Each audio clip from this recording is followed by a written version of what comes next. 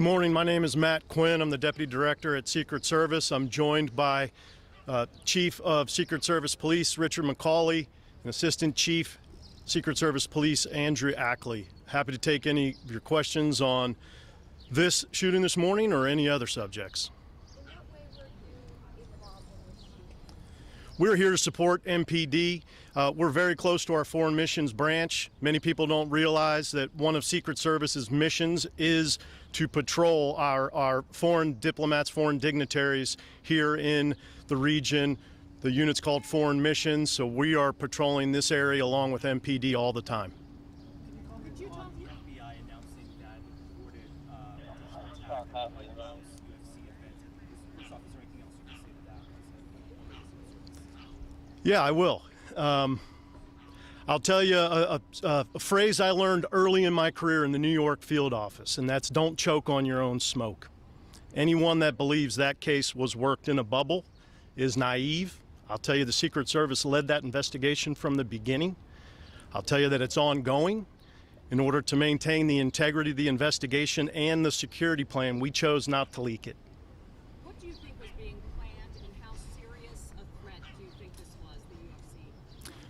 Look, it was a serious threat. We take all threats of a large nature very seriously, and we investigate them until we can validate 100% that it's no longer a threat. It was an active plot, and it's ongoing. Can you talk a little bit more about what they were planning?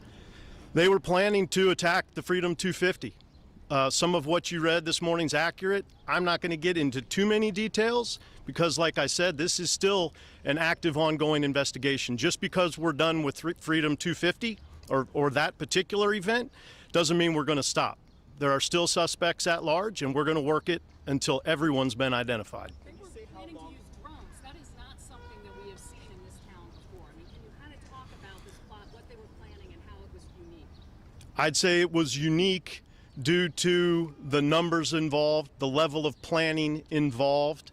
Thankfully, our advanced threat interdiction unit got on top of it very early, involved partners. You know, working these cases is a whole of government. They don't happen in a bubble. But it was an active plot, yes, involving purported, claimed to be planned to use drones, snipers, etc. When you say numbers involved, how many people are we talking about involved in this type of plotting, and how early was this plotting? I'm not going to comment on how many involved because, like I said, it still is an active investigation. I will tell you that we've seen a significant increase in threat cases. We're up 40% this year in threat cases. And sir, you say it's an active plot. How realistic is it that they could have carried it out? I'm not going to comment on reality or realism of being able to carry it out. What I'll tell you is we're going to take every threat on its face. If you say you're going to do it, we're going to believe you until we can prove otherwise. Was there ever consideration or talk about canceling the event as a result of this plot? No, you may have noticed, or the city may have noticed, some pretty extreme security measures, road closures that were maybe more than normal.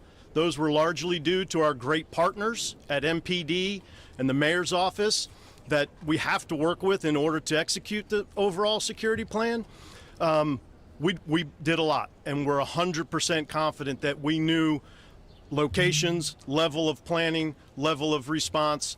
The event itself, I am confident in saying, was never at risk due to the great investigative work. Was it tips or technology? I mean, what brought you to this? A little bit of everything. Any materials, equipment been confiscated? I'm going to hold on that and just say yes. You mentioned Any details you can release about these individuals who were plotting this?